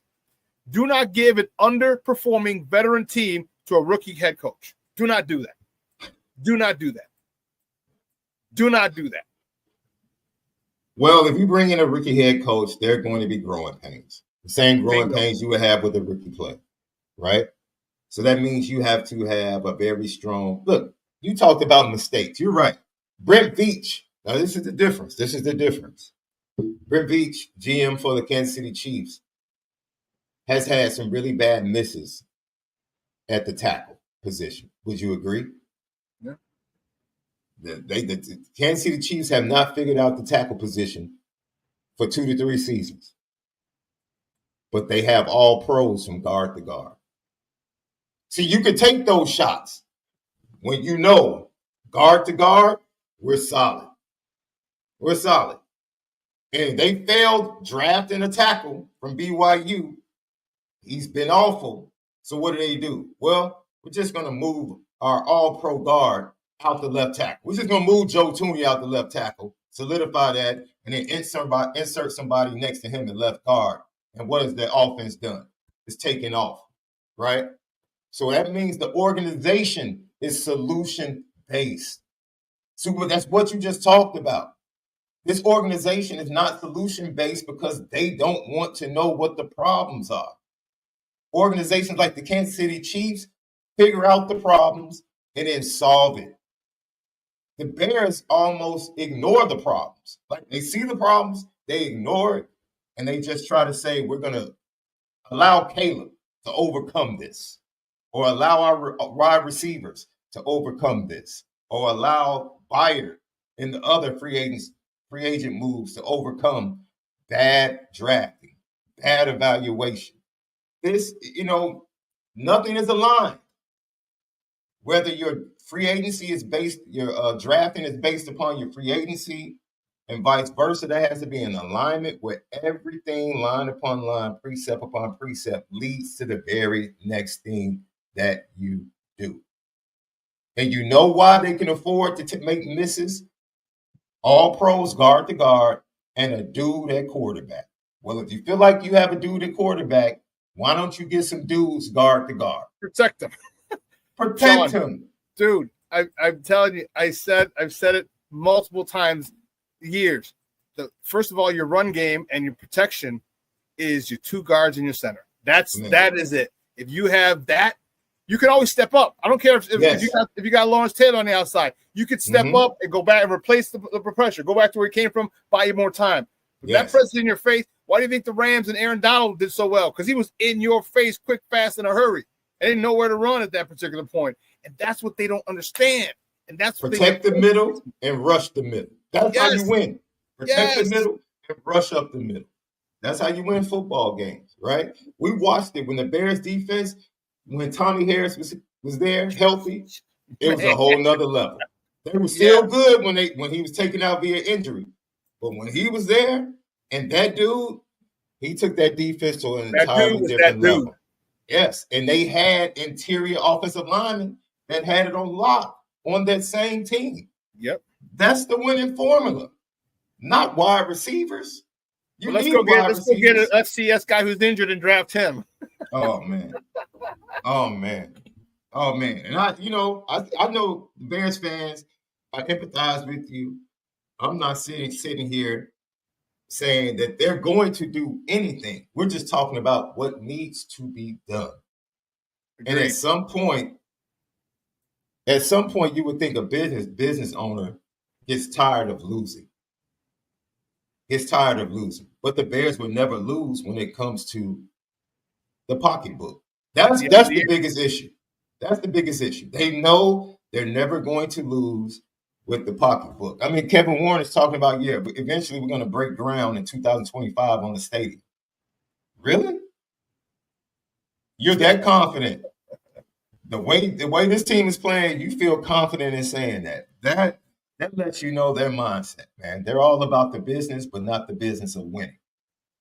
Yeah, they're literally about the business, and that's the thing that bothers me is the fact that they don't care except about all they care is the end of the fiscal year, and them like the 30 other teams, because Green Bay is publicly owned, gets their $400 million in profit, because we know that the NFL is a not-for-profit. They get their $400 million break off, and they're happy as all get out with that, man. Yeah. So, hey, Shaun, great stuff, man. I really appreciate it, man. I love talking sports with you, big dog. So do me a favor, though, before you go, let everybody know where they can find you and your work online. Lucky Lefty Network, Lucky Lefty Podcast with my co-host, former Notre Dame quarterback Malik Zaire. That's daily. We jump off at 11 a.m. Central Time. And then Irish Breakdown right now it's dead season, right? Recruiting is going to pick back up once the playoffs ends. But you can find me over at irishbreakdown.com, the Believe Network. And we'll be talking post-game, after the game over there on our YouTube page at Irish Breakdown, talking about the game. And we'll begin talking about recruiting and the juniors and Notre Dame on the on the trail of a 27 quarterback that Jason McKee coaches. Oh yeah, he posted that they Notre Dame was over at school on his campus. Yeah. So I got a story. I talked to Trey Taylor yesterday. I got a story going up over at Irish Breakdown, I think tomorrow. So check that story out over at irishbreakdown.com. 27 quarterback kid is really good. He's really good. Coach McKee, he's probably going to get a state championship out of this kid. I think he's that good. Okay. Good. Well, good luck to him, man. He's another one I've been trying to get on my show. We just haven't been able to coordinate times. I want to get him on. So, yeah. But I with you to close, Vrabel, I wouldn't be mad at Vrabel. Wouldn't be mad at Vrabel at all. Pete Carroll, if it was Pete Carroll 10 years ago, I might think about it. And I go the other way. I am honestly more impressed by Aaron Glenn than I am Ben Johnson, because Aaron Glenn has had to work with scraps.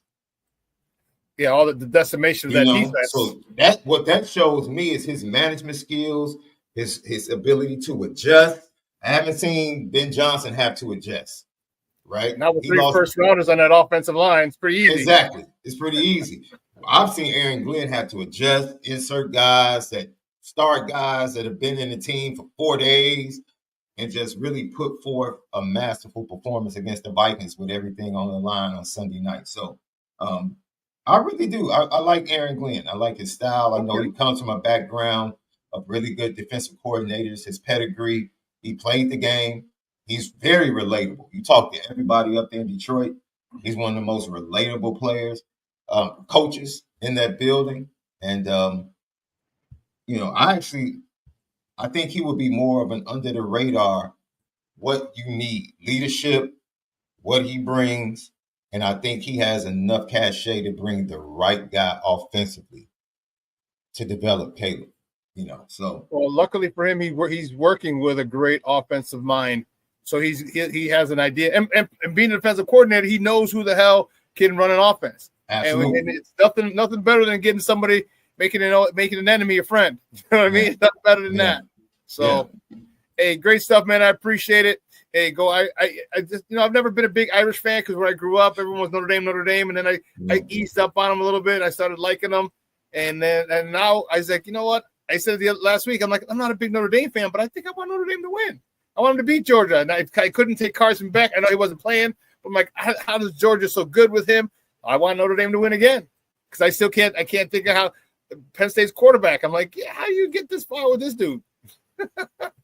Man, look, Notre Dame is the only team left whose quarterback can throw for 120 yards and win the game. Yeah. It's as simple as that. Yeah. It's as simple as that. So we'll see. I think you're going to get two really good games. I do too. I think that Texas-Ohio State game is going to shock a lot of people. I really do. I think it's going to be hotly contested. Yeah, I think the biggest reason I think Texas hangs around before Ohio State finally pulls away is they're in Texas, they're in Dallas, and it's going to be basically, like I said, the de facto home game for them, and they're going to have it's depending on what end zone you're going into, is going to be a lot of noise going into one end zone. So we'll see, but I'm looking forward to it tomorrow and on Friday. So it's going to be a great week, and then we got Saturday, Sunday, Monday football, NFL, oh man, we're literally looking at a real shot at a three-peat. I've never. I guess the Cowboys got to the NFC Championship game against the 49ers with a chance, right? Yeah. So more than likely, the Chiefs will be in the AFC Championship game with a shot to get to the Super Bowl again. That storyline. The Jalen Hurts maybe not being ready for Saturday, that storyline. Jim Harbaugh coming in and just change. Of course, he wasn't good enough for the Bears. No.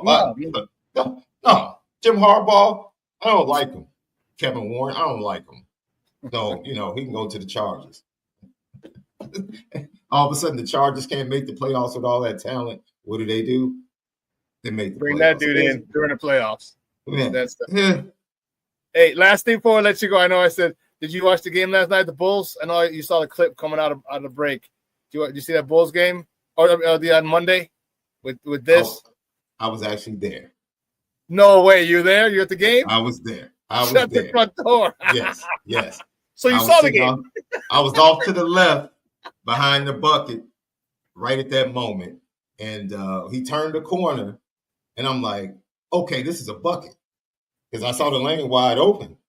And then at the last minute, out of my peripheral, I see Wemby. And I'm like, uh-oh. And I'm saying, go to your left hand. I'm like, go to your left hand and lay it up. And I'm glad he went strong and dunked it. Somebody going to get got. Wemby going to block you again, or you going to dunk on him? Somebody going to get got. He only took 2 dribbles. That was the crazy thing. If you look at it, it was only 2 dribbles. Yeah. It was 1 dribble around the defender and then another one. And you could tell because the way he went up when he cocked that ball, when you're going to the hole strong and you know you're going strong, the way that arm comes up, I was like, "Whoa!" He's trying to. He knew once he took off, like, okay, it's now or never. I just have to go strong because either I'm getting him or he's getting me. Big win. Yeah. And shout out to Zach LaVine. Continue to build up that trade value, my brother. I know. And let's get rid of him soon so we can stop winning all these games and keep our top 10 protected pick. Once again, an organization that has no clue. No clue. Is this the worst Chicago sports era you've ever lived in, SuperBack? I think so, because there was always one team that was kind of good. And right now we don't have one team that's kind of good. Yeah. It's always one. At least one. Yeah. Oh. Hey, great stuff, man. I appreciate it. We'll talk soon. All right, brother. I appreciate you. Thanks for having me on. All righty. Guys, that's Shaun Davis from the Lucky Lefty podcast. He's got to get on his thing. And we're going to stick with Bears talk. And you know what? Here's some of the people that they brought in or bringing in. Drew Petzing, the OC for the Arizona Cardinals, Ben Johnson, Aaron Glenn, Anthony Weaver, Vance Johnson, Mike Vrabel, Thomas Brown's going to get the interview. Todd Monken, the offensive coordinator for the Ravens. Mike McCarthy they requested, but he was denied. They were denied by the Dallas Cowboys. Brian Flores, Arthur Smith, Mike Kafka, St. Rita's own, St. Rita Northwestern's own Mike Kafka, and David Shaw. And then Pete Carroll's going to be there today as well. One of the names that still I haven't heard, I've heard before, but I haven't heard recently, and that's John Gruden. And, I like John Gruden a lot. I know he's got a lot of issues with the league and his public image after those emails were surfaced. But he's the kind of guy that I want. He's the type of guy that I want. I want a no-frills kind of guy. King Booker World said, that's Kobe White's Fleer 25 card. It better be. It better be. Man. And I saw this earlier, but I didn't hear what you were talking about, Shorty. He said, I respectfully disagree. Name a great head coach that got fired. It was a great head coach elsewhere. I'll hang up and listen to your answer. Well, Luis Mejia brought it into you. Dick Vermeil took the Eagles and the Rams to the Super Bowl. He won it with them, with the Rams, lost the Eagles when he was with the Eagles. What did they play? The Eagles and the Steelers. Oh, goodness. And I remember the Raiders. That's what it was, the Raiders. And I remember that because that was Walter Abercrombie, Ron Jaworski. I remember that squad. I remember watching it. It was at the new house when we had first just moved to Fairfield. So who you want, Shorty? Who do you want? Who are you thinking? You know what I mean? Like what's your, Luis Mejia checking in. I'd take Gruden in a minute. Yeah, I would too. But see, again, here's the problem, is that the Bears don't like public relations, not disasters, but issues. All right, they couldn't even swear on Hard Knocks. So you think about some of the racist comments and he made in those emails. It's going to come. That's something that I don't know if the McCaskies are going to be cool with. And I don't think that. I mean, they shouldn't be making that decision, but they're making that decision. So I believe me, I would take John Gruden in a second as well. I just need a coach, man. I need a coach, a good freaking coach. Give me a guy who's, and when people say I'm a leader of men, and that's the thing that bugs me. Like, phrases get overused and watered down, but that's what they need. Like I told you, DeMarcus Walker said if Mike Vrabel came in, he goes, all this BS that's going on would stop immediately, which means there's a lot of BS going around. There's a lot of bullshit going around. It's too much playing, not enough focus on a team that hadn't done anything where their focus should be distracted. You haven't done anything. Like, I can see if you're the Kansas City Chiefs and you're like, oh, we've won last 2 Super Bowls. We're kind of don't feel like practicing. No, they're laser focused for number 3. But a team like the Bears, they're letting all these other outside. You know what they're not doing? You're not keeping the main thing, and that's the issue. That's the issue. You get too many soft guys, too many nice players. Give me some dogs. Some guys that might have some character issues, but it doesn't mean you can't straighten your life out. These are kids. You have issues in college, you're kids. You're 18, 19, 20 years old, and now with the NIL, you're getting millions of dollars, and you want them to act right when you're coming from poverty, and your success determines the success of your family. And you don't think because now that you're making money, you can take care of your kid, your mom in the house, your brother, your siblings at home. You don't think you're a little full of yourself? Yeah, it happens. You're kids. Don't judge them by mistakes that they've made. Like these kids, you got to get those type of dogs, of animals, of beasts on that offensive and defensive line. You have to. And Jalen Carter was one of them.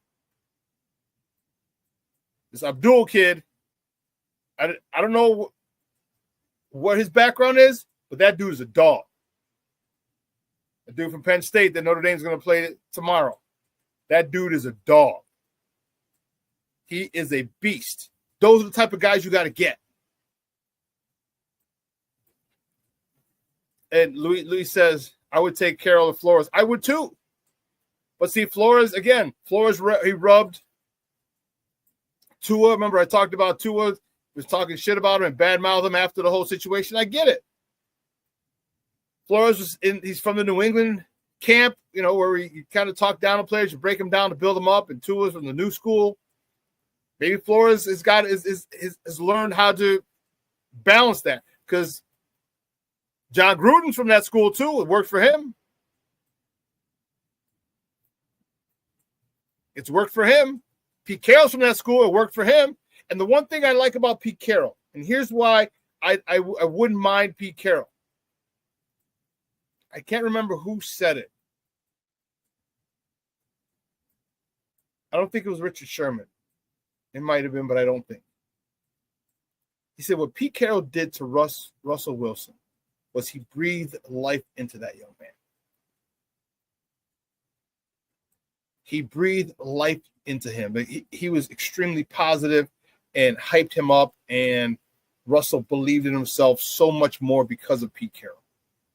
And if we're going back to the original thing, the first, hands down, the number one priority in the offseason is the development of Caleb, and the number one priority for this team is the development of Caleb. You're going to want a head coach who's going to breathe life into him and make him believe in himself more. Okay?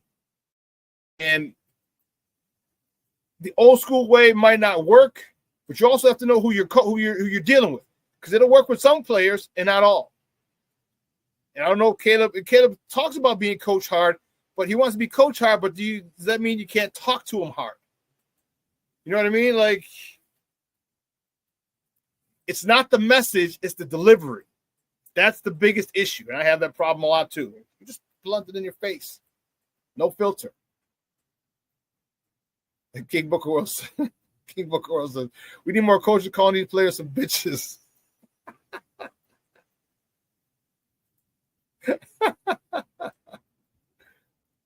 I don't know about that, but how about you break them down, not necessarily call them bitches. You know what? Today you're playing soft as shit. The last couple of weeks you've been playing soft as shit. All right, grow some balls or let your balls drop. Something you can do. There's other things you can say. And again, you got to know who you're dealing with. There's an old saying from Jimmy Johnson. He goes, I treat everybody fairly. I don't treat everybody equally. Certain things, and this is life. You can talk to certain people a certain way to trigger them or get the best out of them. And other people, it doesn't work. You have to try a different approach. So you got to find an approach that works with Caleb. And like I said, if Pete Carroll comes and he breathes life into him, I mean, isn't that what we want as Bears fans? We want this quarterback to take us to a Super Bowl title. And you're getting him still very young. You're not getting a jaded 5-year vet. Okay? You're getting a second-year player who's gone through a tumultuous rookie season. And to breathe life into him and give him the utmost confidence and your belief and trust in him, it's going to go a long way. So, again, I'm okay with Pete Carroll. I'm okay with John Gruden. I'm definitely more than okay. Mike Vrabel's my number one guy. Okay? And Josh McDaniels, I wouldn't mind him coming here. I really wouldn't mind him coming here. As I said before, I said it on Monday or even last time. Who the hell's going to want him? He ain't going nowhere. He's burned too many bridges, Josh McDaniels. He's one hell of a play caller and offensive coordinator. But that last situation, the first one in Denver where we got Cutler, remember that? He came in, him and Cutler, he kind of like Shaun, the guy in Denver, Sean Payton and Russ Merrill. He came in whirlwind. You ain't getting this. You're not doing that. You took away Russ's parking spot, the whole nine. Ship Russ out. Same thing. Josh McDaniels did the same thing to Jay Cutler in Denver, which is why we were able to trade for him back in 08, 09. Same thing. But have they learned? You're talking about Josh McCown or bust. I hear you, but here's the thing, man. I don't want him. I don't want Ben Johnson. I don't want a first-time head coach. There's a lot that has to go on. Man, ask Thomas Brown. Thomas Brown didn't have a room, didn't have a position. 5 weeks, and in a 5-week span, he goes from passing game coordinator who doesn't have an office to OC to head coach. It's like, damn. It's a whole nother, and I'm not saying Josh McCown won't go on to be a good head coach. I'm not saying that. I know we talked about this. You said you respectfully disagree. Name a great head coach that got fired. Was a great head coach elsewhere. Dick Vermeil. But you also have to look at situations, because you can still be a great head coach, but if you're in a bad situation, so you mean to tell me that Jimmy Johnson was a bad head coach when he left Dallas? And I think we can all admit Jimmy Johnson was a great coach. So when Jimmy Johnson went to Miami, he became a bad coach? No, he didn't have. You know what he didn't have? He didn't have the draft picks from the Herschel Walker trade. That's what he didn't have. And again, this is why I'm saying that this is why it bugs me about the Civil War and the beginning of it. Like when you get that many draft picks or have access to that many draft picks, you know what kind of team you can build. Now we're behind the 8 ball. Now luckily we have 3 in the first 42 picks, which is helpful. Most teams only have 2 in the first 2 rounds. Depending on what you pick, you only have 1 in the first 42 picks. But man, Jimmy Johnson didn't forget how to coach in Miami. Just didn't have the talent. I mean, he drafted Kareem Abdul-Jabbar, the running back. Remember, he was trying to build Miami the same way he built Dallas, but just didn't have the draft picks.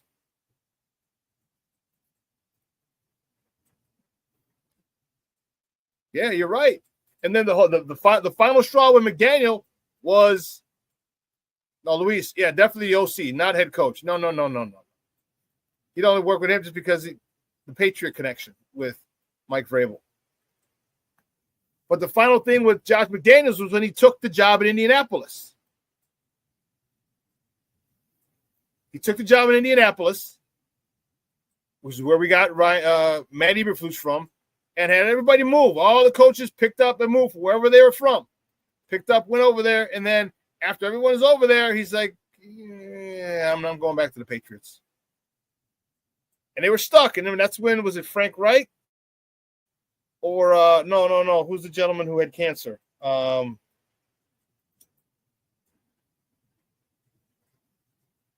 Who's the gentleman who had cancer? The head coach for the Indianapolis Colts. I can't think of it. I know you guys remember. It's eluding me right now. And that was the final straw because Josh McDaniels thought he was going to get the New England Patriots job as soon as Bill Belichick retired. So that's why he left, but he left his coaches high and dry. They had no head coach.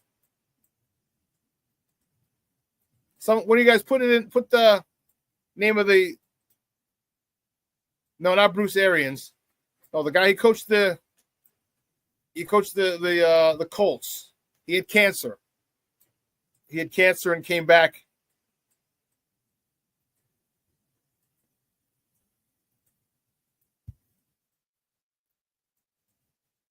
You're killing me, Smalls. I can't think of it. It's annoying me.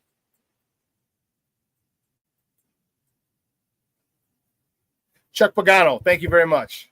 Chuck Pagano took over. Thank you, Shorty. That's who that is. And that's why no one going to want Josh McDaniels. No way. And you're going to have the buddy system to get himself a job. And I'm okay with it. He's a good coordinator. So now you have stability. You got a good head coach. A guy who can keep things in order. I told you.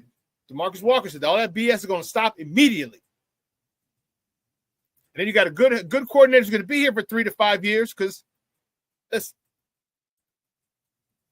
if he's having success with Caleb, he's going to want to stay because he realizes he burned his bridges big time. When you had all those people, all those coaches move across the country, come wherever they were at in the country, pick up their families and leave to follow you, to be on your staff, and you leave them high and dry. Yeah, that doesn't go over very well in the coaching community at all. At all. So I'm okay. I'd love Mike Vrabel. My thing is this: stop casting such a wide net. I get it; it makes sense, but focus on who the hell you want, because there's gonna be so many other things that's gonna be in the way. Like, oh, look at he's good, but he's good. No, focus on what you want. Focus on what you want and go get it. You narrow it down to those types of coaches. Make it 8 coaches. I want one of these 8. This is my 8. Boom, boom, 1 through 8. Obviously, you have your top choice for Ryan Poles. But, man, get someone who's going to run this show efficiently. Get somebody.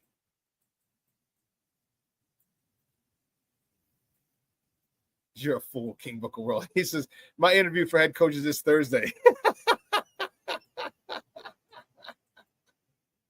Hey, at least they didn't have to fly you and coach.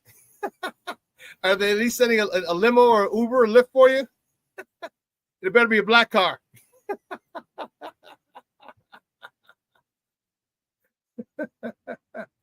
Sure. Oh, Shorty, so's yours. He said, so's mine, Booker. What time is yours?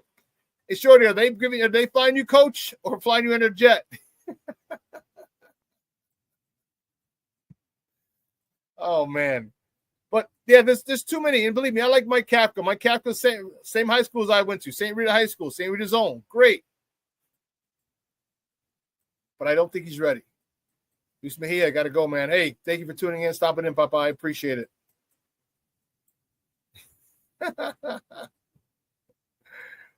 Sure, he says, no, I have to drive up from Atlanta.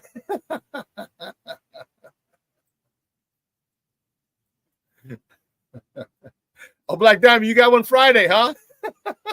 Your interview for the Bears head coaching gig is Friday.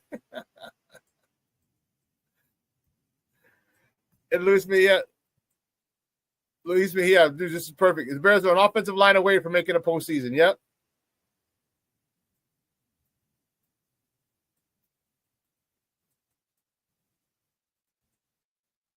Chris Foster, good morning, Baba. He said it only took Caleb 13 games to break the Bears' 100-year-old sack record.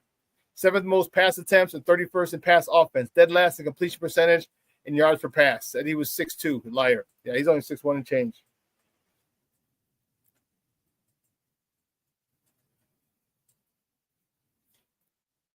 Said Fields sucks and has 3 road wins and 6 starts this year. Caleb had 1 road win this year and 17 starts. City Fields in the playoffs and Caleb got 5 wins. Yeah.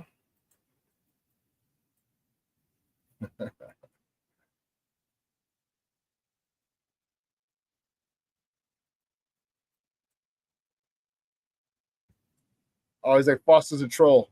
Oh, okay.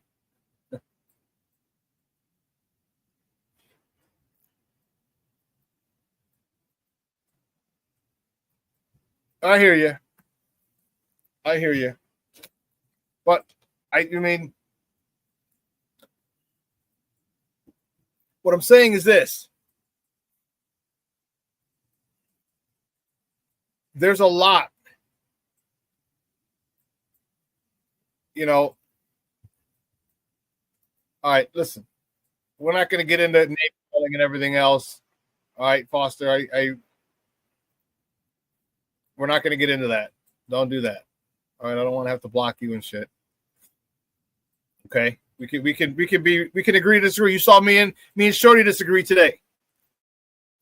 Me and Shorty disagree. We can disagree, bro. I hear you, but they're not calling you. It wasn't. You call someone a coward. That's. Come on, man. Now you're attacking their integrity. Someone's a troll. It's what you're doing. It's not who you are. You talk about coward. You talk about.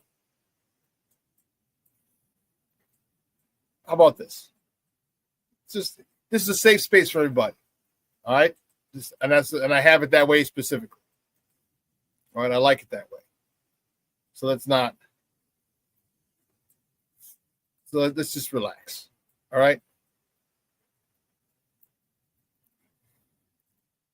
Chris, I agree with you to a point, bro, but there's levels of degrees of everything. Just because you kill someone is not murder. Follow me? First-degree murder, second-degree murder, manslaughter, self-defense. All right, so no, personal attacks are not just a personal attacks. You know what I'm saying? Everything has degrees. There's levels to everything.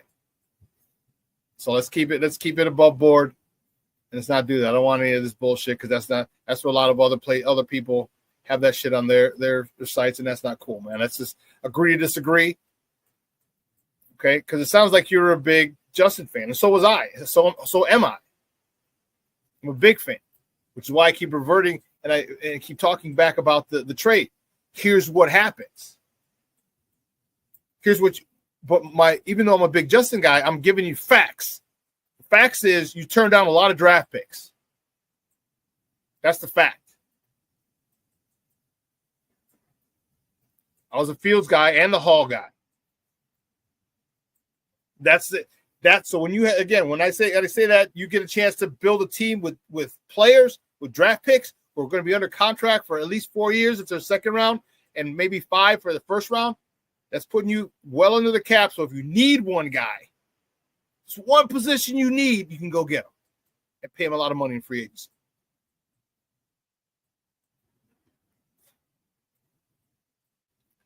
But I digress. We often get distorted like today. Like we got kind of sideswept by it. I get it. You might not be a big Caleb fan. Okay, I'm not either. Okay, but being objective, you can't say he didn't grow. Okay, the thing about it is you saw him, and I mentioned it earlier in the season, toward the end of halves, and we saw it a couple times. He's led the team down. He's led them down the field to score or to get him in the field goal range, get him in the scoring position with a chance to win. Green Bay. First one got blocked. Second one didn't.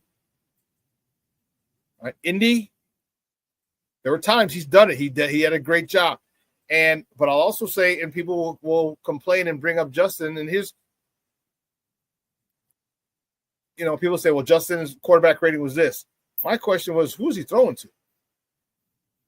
Like, don't tell me how great it is when you got a 1,300-yard receiver, a 6-time Pro Bowler, and a number 1 overall pick, and a top 5 NFL tight end to throw to. Don't tell me, oh, well, he had more yards and he broke this record and he broke that record. Yeah, well, with that cast, it's easy to do that. Easier.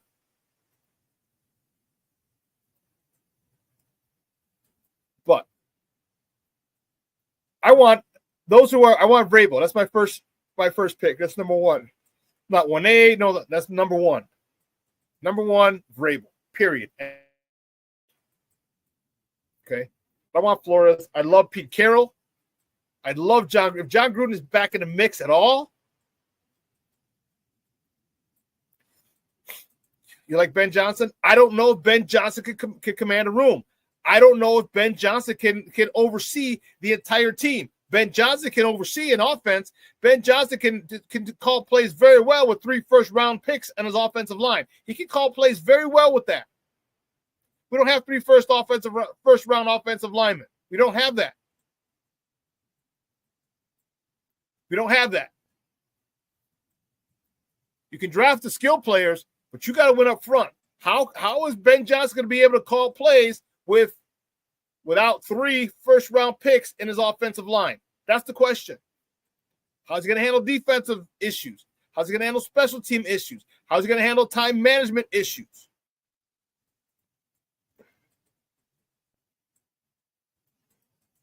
You know, everybody, there's a level. You know, The Rock said it best, and it's always a joke. Know your role, jabroni, and shut your mouth. Some people are great as assistant coaches. Vic Fangio, amazing. He's in Philadelphia now. Amazing defensive coordinator. Not a good head coach.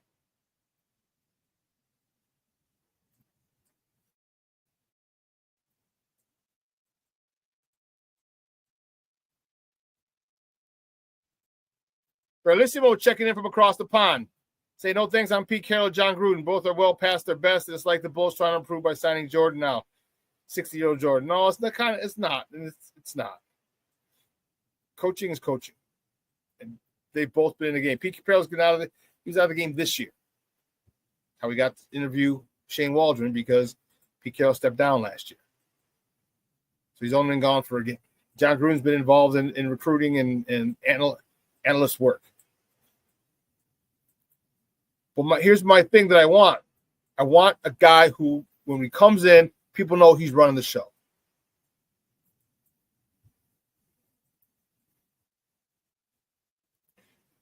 And you're talking, good point.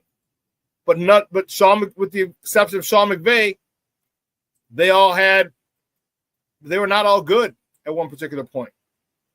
They were not all good. Sean McVay was fortunate. I understand. You can stay for 3 years, maybe 4 years, and here's what you want. If you want a guy, whoever Pete Carroll brings in, you can have an offensive guy and say, hey, listen, bring in a guy, you could talk to Pete Carroll. Bring in a guy who you think might be a good head coach, an offensive mind. And in 3 years, when it's, you're 76 years old, 77 years old, and you're ready to kind of, step away, this guy can step right in, will have the continuity, and so forth. Things can be negotiated. All these things. But I need someone who runs a God-blessed team. I need someone, look, do you want to, and I'm telling you from experience, from playing and from coaching, you want someone who runs that team. That's the most important thing.